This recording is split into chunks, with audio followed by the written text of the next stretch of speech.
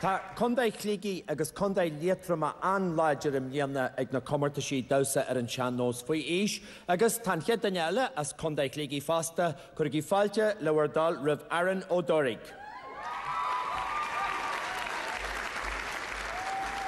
Is as bailin tóthar a gondaid clígi dá tá sé ag dausa le trí bliana tá Aaron a rangatrí sa bhonscail agus duine eile a dólam a chud stepaní ó Edwina ní áchain agus duine eile fasta. Beidir go sé sa set cíanna ag phláirceáil na héireanna mlianna. Ach is ag dausa ar a seanós a bheits Aaron dún aniu.